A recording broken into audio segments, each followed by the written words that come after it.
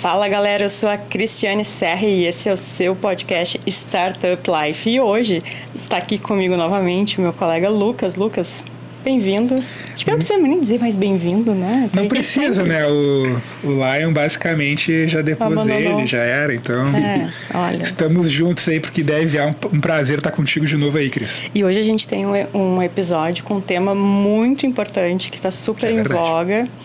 E então conta, Lucas, aí pro pessoal que tema é esse e quem é o nosso convidado, que é mais importante que o tema.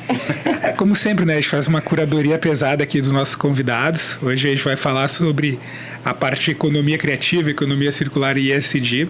E a gente tem com a gente, Cristiane Serra, a maior startup de ESG do Brasil. Os caras são bravos. Se tu já ouviu falar de economia circular e tu não ouviu falar desses caras, alguma coisa está errada. Então a gente está aqui hoje com o Serginho Finger, que é CEO da Trashin. Serginho, muito obrigado por te ter aqui com a gente e, cara, obrigado. Tenho certeza que nossos ouvintes vão gostar bastante. Te apresenta um pouco aí para a galera. Bom, eu que agradeço aí o espaço, o convite, né? A gente acompanha aí vocês há bastante tempo aí, né? A gente que entrou no mundo de startup recente, tá começando. Eu sou o Serginho Finger, sou um dos fundadores e atual CEO da Trashin. A Trashin que atua aí com a economia circular em duas frentes, né? Gestão de resíduos e logística reversa, ajudando grandes geradores a destinar corretamente, toda a parte de educação ambiental, o trabalho com as cooperativas e as grandes marcas aí que precisam fazer o trabalho de logística reversa, dando o direcionamento correto aí para o resíduo. E com toda essa experiência, então, da Trashin, a gente vai aqui esmiuçar como é na prática isso, né? Tanto a economia circular, como ela impacta no ESG. Mas, Serginho, para que todo mundo consiga ouvir esse episódio no mesmo nível, assim, vamos falar para o pessoal, vamos explicar o que é economia, o que é economia circular, porque nem todo mundo sabe muito bem o que é, né? Já ouviu falar, mas às vezes fica meio confuso. Então, antes da gente adentrar mesmo o bate-papo, vamos fazer esse retorno aqui, falando um pouquinho do contexto. Vamos lá, para nivelar, então. Economia circular, basicamente, é fazer o material voltar para o ciclo, né? Hoje, a gente, quando olha a economia atual, a gente vê que tem a economia linear, onde a gente produz, consome, descarta, né? E aquilo tem um fim de vida. E a economia circular, ela trabalha com esse conceito de que não existe fim de vida, né? De que tudo se transforma, né? Isso já vem há bastante tempo aí da ciência. Perfeito. Então, né, ele teria que voltar para um novo ciclo e ser reaproveitado. Então, a economia circular tenta propor isso, né, com todos os desafios aí que a gente tem, logístico, técnico, né, para reaproveitar os materiais, mas como é que a gente amplia o ciclo de vida dos materiais e volta para a cadeia para ser consumido novamente e voltar a ser novos materiais aí. E quais são as principais características, então, da economia circular ai, meu Deus, fugiu a palavra. E conceitos, né, que a gente trabalha com vários dentro da economia circular? Não, eu acho que a economia circular, ela foca muito na colaboração, né? Começa por aí. Perfeito. Economia circular, a gente não trabalha sozinho. Acho que todo mundo que atua nesse setor sabe que é muito cooperativo, colaborativo, porque é uma cadeia extensa e nem sempre volta para a mesma cadeia o material. Então, a gente tem colaboração e tem um outro conceito, né, que a gente trabalha bastante, que é ciclo fechado e ciclo aberto. Ciclo aberto é quando o material passa pelo ciclo de vida dele ali, né? Eu produzi uma embalagem de shampoo, né? Ele vai, o consumidor consome e aquela embalagem vai para uma outra cadeia, vai virar uma outra embalagem, vai virar um outro material. Isso é ciclo aberto. Quando é ciclo fechado é quando volta para a mesma cadeia, né? Uma P&G lá, uma Procter & Gamble produz uma embalagem de amaciante e aquilo volta para a cadeia da P&G para ser outra embalagem, né, no mesmo ciclo fechado. Então tem essas duas linhas. E aí tem toda a parte de sustentabilidade que a gente fala, né, que tem o tripé ali ambiental, social, econômico. Tem responsabilidade social corporativa, que também já é outro tema há bastante tempo aí, né, comunicado. Tem a questão do ESG, que agora é a sigla do momento, é o ESG, né, que vem do inglês, é o ambiental, social e a governança. Né, e esse tema, acho que poucos sabem, mas nasceu no mundo financeiro, né, num encontro lá com a ONU, com todo mundo, várias entidades financeiras, e surgiu, né, essa sigla lá para... Será que o mercado financeiro consegue fazer o crescimento econômico aliado aí com práticas sociais e ambientais?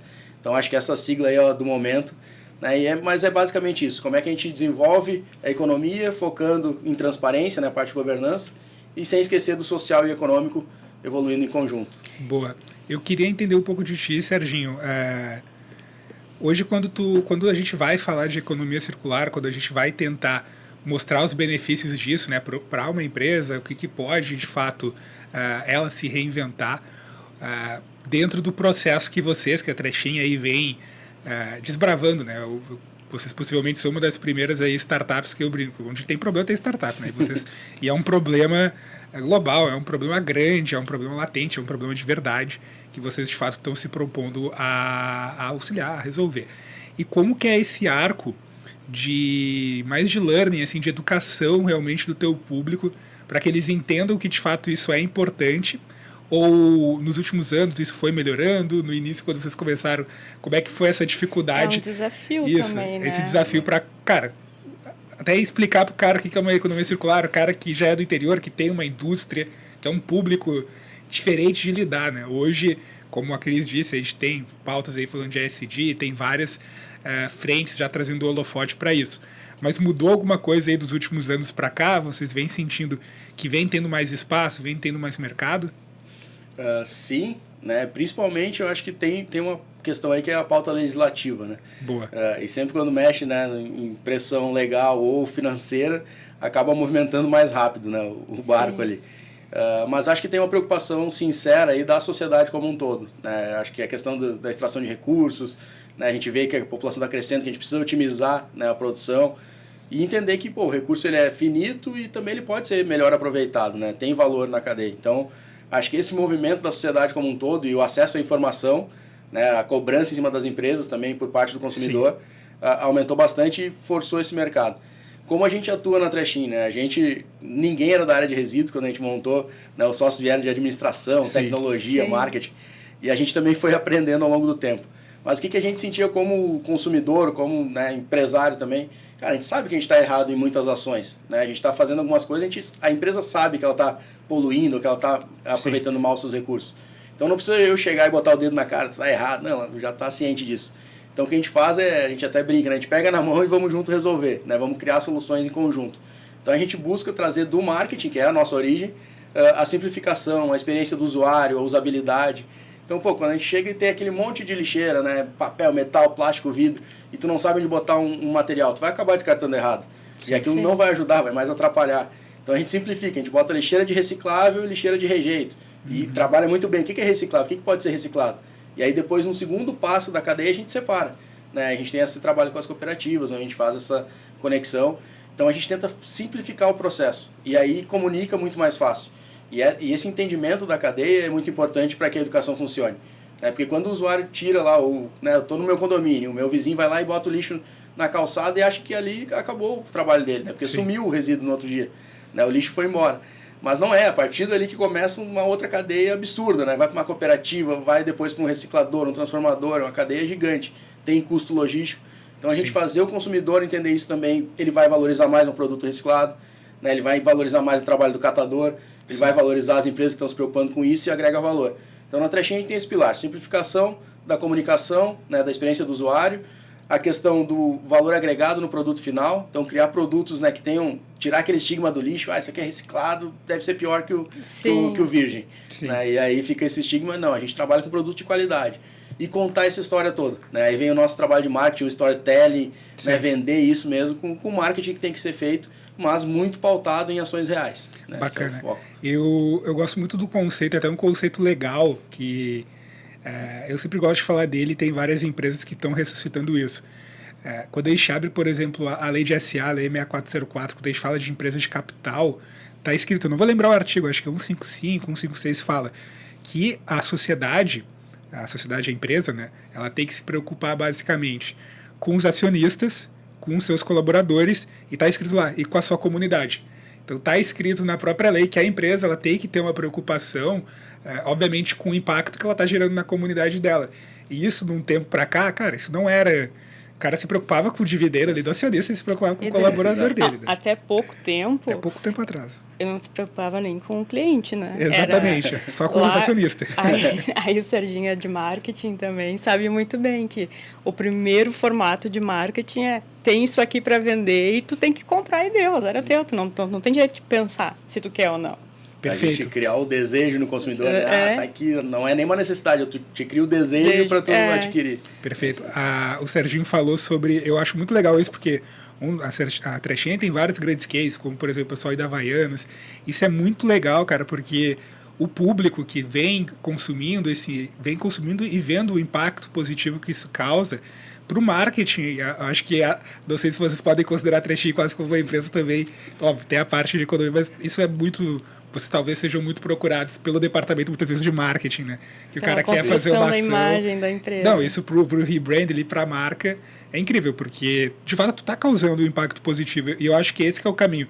Porque é um ganha-ganha. A empresa ela vai estar ganhando, ela vai estar ajudando a comunidade dela, então ela está ajudando os colaboradores, está ajudando os acionistas e está ajudando a comunidade dela. Né? Então, Lucas, acho que isso trazendo um pouco de bastidor para os nossos ouvintes e para quem está nos assistindo também no YouTube, quando a gente marca aqui um episódio, define o tema e tudo mais, a gente faz uma pré-produção, uma pauta, né, que nem sempre a gente segue, mas a gente tem um conteúdo ali para se preparar, né, para conseguir conversar melhor com o entrevistado.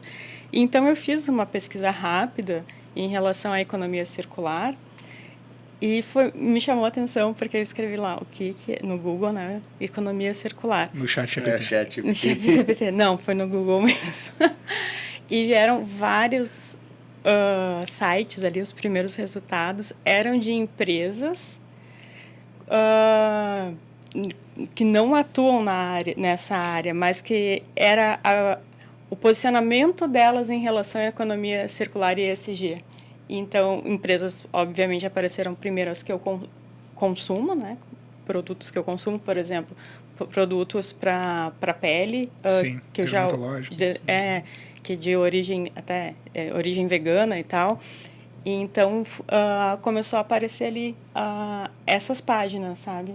De a empresa mostrando, tá aqui o nosso posicionamento, entenda o que é economia circular e o que a gente faz. Achei muito bacana isso, não vir só as páginas explicando o contexto, mas sim das marcas se posicionando. Eu acho que o que mais, até queria ouvir o Serginho quanto a isso, para mim, a gente ouve muitas pessoas menosprezando muitas vezes a parte de economia circular, falando, isso é só para o brand, isso é só para se aparecer. Mas eu digo, cara, de fato o que importa é o que tu está causando, né? O que tu está impactando. Então, tem muitas pessoas que, obviamente, só falam do negócio e acabam não usando na sua empresa.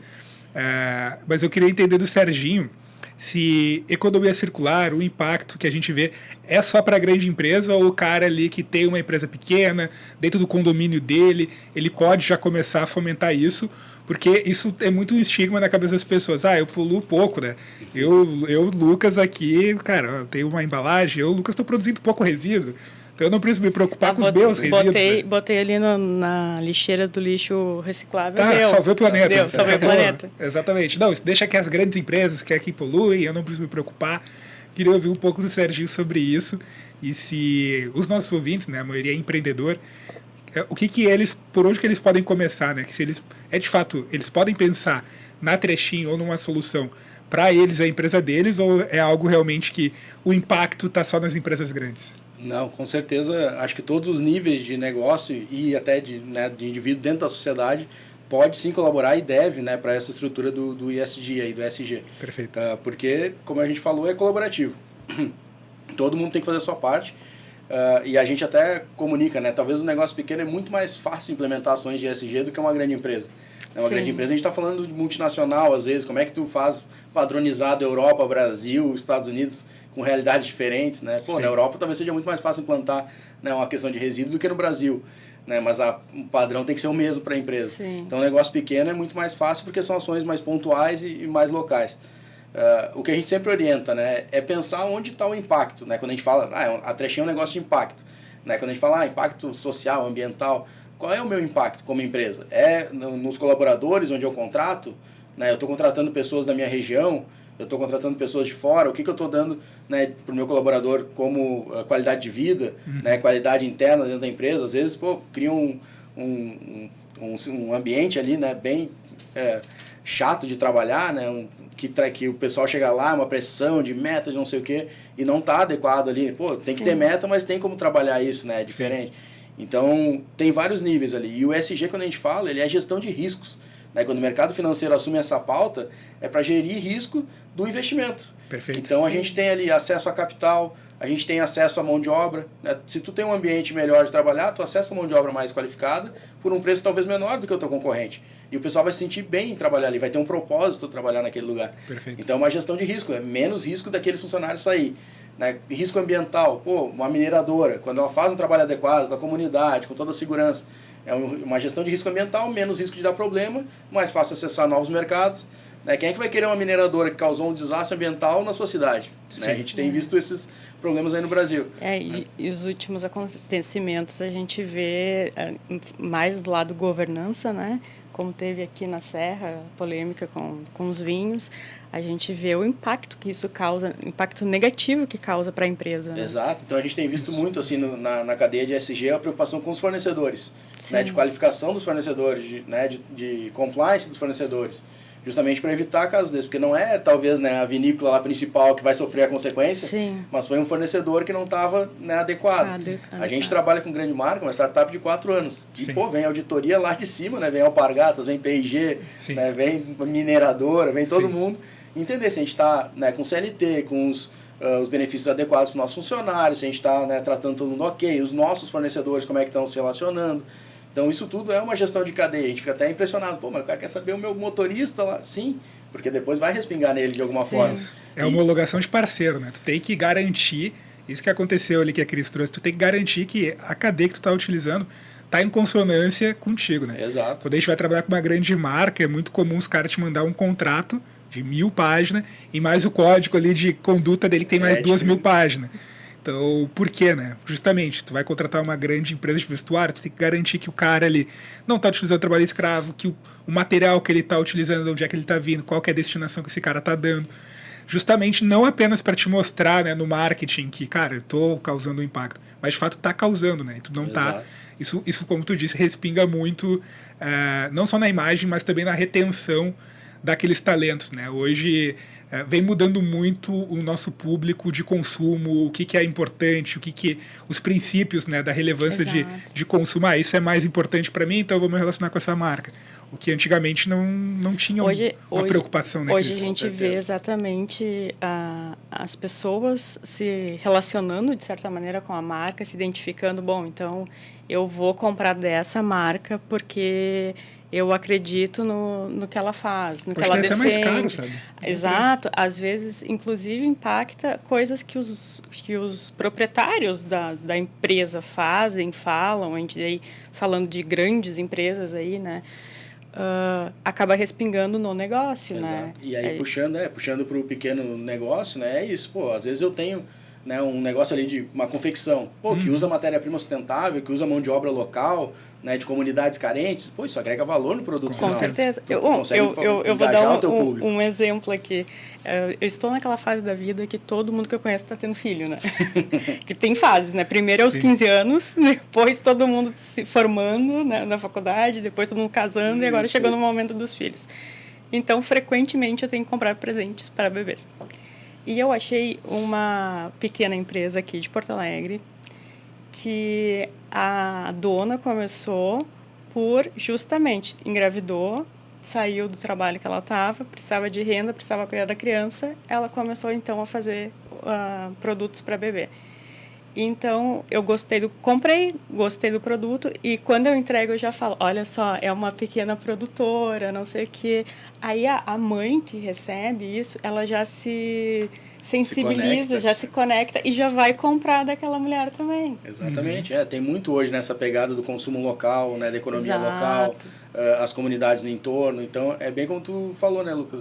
Essa questão de qual é o impacto que eu tenho aqui na minha região, na minha comunidade, né, lá no artigo 155 que seja, né, com a comunidade aqui, qual é o meu envolvimento? Sim. Eu tenho aqui meu negócio, tenho que vender, tenho que dar lucro, mas qual é o meu impacto regional onde eu estou posicionado? Né, as grandes empresas elas têm que pensar globalmente, aí o impacto é muito maior.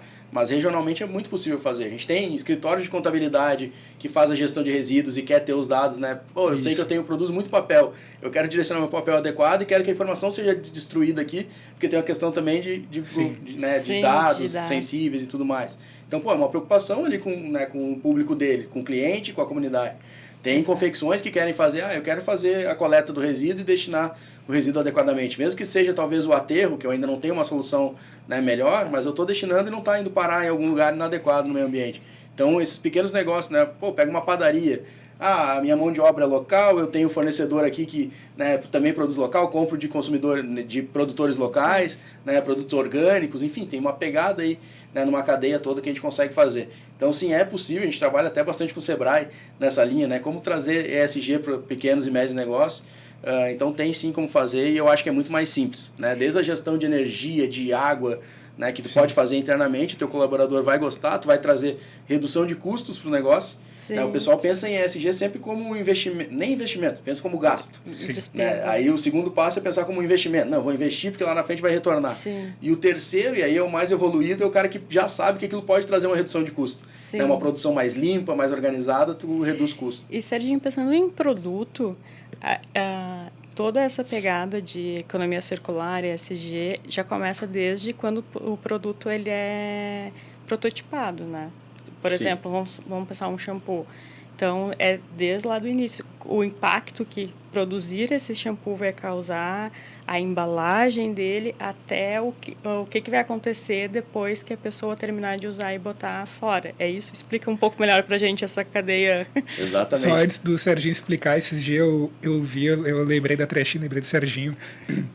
Sempre lembra de mim, né? Sempre, né? Era o cara que foi comprar alguma coisa, o cara da geração nova, o cara tinha menos de 20 anos, foi comprar alguma coisa e perguntou quanto isso custa, não era em valor monetário, mas quanto tu gastou de água para produzir esse produto. Gastei X litros de água. Cara, tu gastou muito, já não quero comprar. Então, aí, eu vi porque estava na descrição, X reais foi gasto 1 litro de água. Eu fiquei, legal, sabe? Então, acho que comunicar isso também é o que Exato. Cris perguntou. Não, o que a Cris traz. Hoje as empresas têm investido muito assim, em algo que está se tornando cada vez mais famoso, aí, que é o ACV, avaliação do ciclo de vida do produto. Boa. É entender desde a produção até lá no fim de vida dele, né, se ele vai retornar para a cadeia ou não, mas quanto ele vai impactar ao longo desse ciclo de vida. Porque é muito fácil a gente dizer, o plástico é pior do que o papel. Tá, mas em que contexto? Né, tem contexto que o plástico vai ser melhor, porque ele vai aumentar o tempo de vida do produto que está ali dentro, ele vai produzir, né, vou conseguir levar logisticamente para outro lugar, né, vai ter um tempo de prateleira maior. Então tem vários itens ali que o plástico naquele contexto é melhor do que o papel.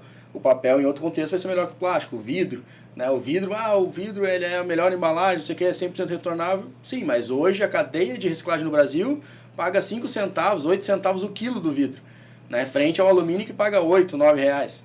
Óbvio que o catador vai preferir catar a latinha do que o vidro. E o vidro vai causar problema ambiental porque ele vai ficar, né, descartado incorretamente. Então, essa preocupação com o ciclo de vida está cada vez maior e a gente entender aí, né, o impacto, como tu falou, o consumo de água, o consumo de energia, o descarte lá na ponta, né, e entender como isso vai voltar. Então, as marcas têm investido muito nisso. A gente tem visto aí Braskem, né, grandes players investindo para comunicar melhor, né? Porque aí é o segundo passo, depois que eu entendi como é que o meu consumidor entende o que está realmente sendo feito, né? Onde o plástico é melhor ser usado ou pior ser usado, né? Então as marcas têm sentido esse impacto, principalmente a indústria de plástico, né? E eles têm investido nessa pegada aí para entender. Tem pegada de carbono, tem pegada energética, tem uma série de pegadas aí que a gente às vezes, isso aqui gastou mais água, beleza, é um item, né? Mas quanto ele gastou de energia? Talvez bem menos do que um outro item. E aí cada um vai ter o seu, né? E a gente diz, cara, é uma decisão individual, né? Eu posso achar que, se consumiu muita energia, para mim é pior, né? Se consumiu muita água, não, água para mim eu não me preocupo porque eu acho que não vai acabar, né? Então tem muito da avaliação individual, né? Eu como um liberal, eu acho que cada um tem que tomar sua decisão, né? E escolher o que para ele gera mais impacto ou menos impacto, né? Mas as marcas têm o dever de comunicar isso para que a gente possa fazer a escolha. E o acesso à informação está cada vez mais facilitado. Então hoje o consumidor consegue ter essa informação. Sim. E se tu não botar no rótulo, ele vai ter de qualquer forma. Sim. Bacana. Eu queria entender também, Serginho, eu vejo muito, você falou de acesso a capital, né? Eu ando vendo cada vez mais fundos de VC, não só de fora, mas do Brasil, também se preocupando com a questão não apenas da governança, mas também com toda a parte de social, toda a parte ambiental das empresas, né? Então, quando o cara vai para o fundraising, vai busca de capital, eles, óbvio, vão olhar para o que eu brinco que é o esqueleto não no armário, mas em cima da sala. Vão olhar teu societário, vão olhar teu tributário, vão olhar ali várias coisas. Vamos dar uma de Polícia Federal naquele programa de aeroporto, como é que é o nome? Área restrita. Área restrita. Eu adoro esse programa. Eu também. Exatamente. Então eles vão fazer uma auditoria, mas está se tornando cada vez mais comum, até para empresas de software, que não necessariamente é uma empresa de serviço, né? É uma empresa de produto, ter questionamentos sobre a parte também de ESG, né, cara? Vou fazer uma dedente aí da parte ambiental, da parte de ESG, o que tu tem? Isso, não que isso esteja se tornando, né? Não vai ser muitas vezes um deal breaker o cara não ter isso ou não, mas muitas vezes ter isso pode ser um diferencial, né? Eu queria que você comentasse isso porque o nosso público muitas vezes é startup. E o que uma Trechin ou o que outras empresas que fazem o que vocês também estão se propondo podem oferecer para essa startup que está ali começando, está procurando abrir capital? Legal. Primeiro, até pontuar que isso não vale só para grandes corporações, né, a nível de bolsa. Hoje a gente tem até financiadores aí de microcrédito que pautam, né, o crédito com taxas maiores ou menores em cima de ações ESG que a empresa tem. Então, o crédito está ficando facilitado, inclusive, para pequenos negócios. Já recebi ali 2, 3 indicações, né, o pessoal trabalhando muito com isso é legal. E aí já vem um ponto que tem que mensurar o que tu está fazendo. Né? Então, tem que ter a governança, ali, os indicadores, a transparência e muito bem metrificado para que isso possa depois te levar a um acesso a capital melhor, né, mais facilitado. Em termos, né, de grandes corporações e de startups também, né? Essa questão, primeiro, das métricas tá bem definida, né? O que é impacto, o que é ESG e o que é de negócio. Tem que estar separado, né? A gente até fala em tese de impacto, né? Tem teoria da mudança, né? O que o meu negócio vai gerar de mudança, né? Social, ambiental, sociedade. Então tem N caminhos aí para a gente seguir, mas tem que estar metrificado e tem que saber o que é impacto, o que é ESG para poder comprovar depois. O que os fundos têm percebido? Essa questão do risco. Né? Pô, se é uma empresa de software e o risco ali está mais no social, em quem eu estou contratando, eles vão pegar nisso. Né? E isso não é novo. Isso o pessoal já deixava lá, né, um dinheiro guardado. Se tiver alguma causa trabalhista daqui 5 anos, perfeito. Não tem, né? Vocês que trabalham no mundo aí sabem que tem lá a famosa contingência. A contingência. Então, tu perde um bom valor de mercado ali na hora, né? Porque eu tinha um cara lá que era PJ, não estava muito bem contratado, o contrato estava mal modelado. Então, isso é social.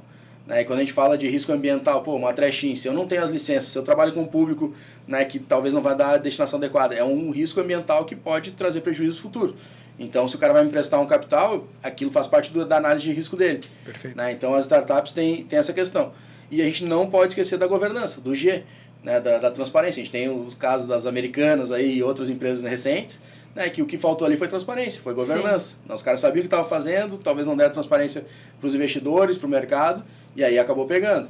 Então, por isso que essas três têm que andar junto. Não adianta eu ter um ótimo impacto social, né, ambiental e não ser transparente com os investidores. Então, lá na Trechin a gente tem muito essa preocupação de trazer os indicadores, né, e de ter transparência, relatórios com o investidor, com os fundos que investiram. Bacana. Né, e tudo deu certo, deu errado. Né, a gente sabe, contabilidade no Brasil, tributário, jurídico é um caos. Discussão se é bolacha ou biscoito. Então, cara... Tem diferença, depois eu te explico. Tem diferença, a diferença é o próprio cara. McDonald's agora não é mais sorvete, né? Como é sei. que eles chamam agora? Eles trocaram para... Não, mas biscoito e bolacha tem diferença mesmo. Sim. Eu não vou entrar nessa discussão, senão a gente vai ficar falando disso. Biscoito vem do italiano, tá? Tá. Que significa assar 2 vezes. Então, a... Bolacha pra mim é que tem recheio, Cris.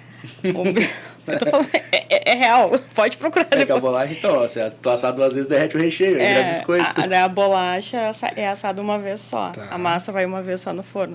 O biscoito, o bi, é de 2. Ele é assado 2 vezes. Ele assa, depois se tira do forno, volta pro forno, assa mais um pouquinho. Então, é essa a diferença. Não sabia dessa, mas... Viu só?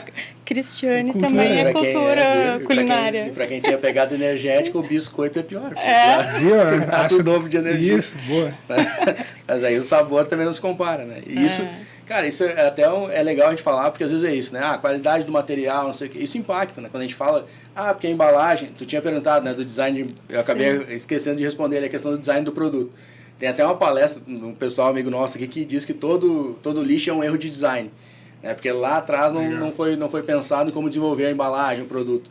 E é isso, né? A gente, entendendo o ciclo de vida, entendendo o material, como é que ele vai se transformar, eu penso aqui no início. A gente teve um case com a P&G que foi muito engraçado. a embalagem de Presto Barba, né? Ela tem plástico e papel, né? Sim. O cara tira ali. E aí a diretora de inovação deles, né? Ela já tinha sido diretora de embalagem, ela disse, eu não consigo, ela era venezuelana, e ela não consigo compreender por que não é reciclado, se é PET e papel, os dois são totalmente recicláveis. E aí disse, cara, vamos na cooperativa entender se realmente não vai. Aí fomos lá, não, isso aqui a gente não consegue vender. E aí a gente pegou pela mão e disse, tá, vamos lá no reciclador. Chegou no reciclador de papel, cara, não dá porque tem uma cola aqui no meio que me inviabiliza reciclar o papel. Aí foi no reciclador de plástico, cara, a mesma cola impede porque o papel fica ali, eu tenho que lavar esse plástico, não consigo tirar o termocolante, e deu, inviabilizou a reciclagem. Então, pô, ela teve que ir lá na ponta entender como é que estava sendo reciclado para voltar e levar para dentro da empresa. A diretora de inovação e de embalagem da P&G. Então, são casos que fica muito distante a indústria da ponta, do consumidor, do reciclador. Né? A gente está tentando, até na trechinha, aproximar esses mundos, conversar, falar a mesma língua. E o mercado está indo cada vez mais nesse sentido. Eu queria voltar num ponto que tu falou, que é uma das principais diferenciais da Trechin, que é a experiência do usuário, de facilitar a experiência do usuário, né? E isso é uma coisa realmente muito importante. A gente vem sempre que possível bate nessa tecla da experiência do usuário, mas eu achei assim sensacional o que tu falou. Por exemplo, tem várias lixeiras, metal, plástico, não sei o quê, facilita, põe só duas, reciclável e rejeito. E isso é realmente uma sacada muito boa, né, Lucas? Porque as pessoas, às vezes, elas realmente não têm ali ou a informação, ou naquele momento, sei lá, que aconteceu, por exemplo, embalagem suja de comida. Aqui no escritório acontece... Depois do almoço, né? Diversas vezes está suja de comida. E agora? Eu coloco no seco, coloco no orgânico. Eu lavo, o que eu faço? Então, isso de pensar em facilitar a experiência do usuário é realmente uma das coisas que faz ele gostar da marca mesmo, né? Exato, e a não questão... dá mais um trabalho para ele, né? Isso, e também a questão de entender como é que funciona a cadeia. Né? Quando a gente fala, eu vou simplificar, a gente testou, né? Obviamente, a gente viu, cara, como é que funciona deixando as 5 lixeiras aqui para o cara descartar. Como é que funciona botando só 2? Aumentou o aproveitamento. Né? O MVP foi feito lá no meu condomínio onde eu morava. A gente saiu de 52% para 96% de aproveitamento do resíduo. Sim. É claro que tinha perda, que o pessoal botava no rejeito, que o pessoal... Né? Mas ali a gente aumentou muito, só com essa educação e simplificando. E quer ver, não é tão complexo tu entender por que o cara não consegue descartar. Se eu te dou uma embalagem de Tetra Pak, que tem papel, plástico e metal, tu vai descartar em qual das lixeiras? Sim. Aí tu vai olhar e vai dizer, isso aqui não deve ser aproveitado, vai no rejeito. E que tá sujo ainda e com que tá líquido. Sujo, com suco, com leite, com iogurte. Cara, é isso, tu não sabe o que fazer. E aí tu descarta errado.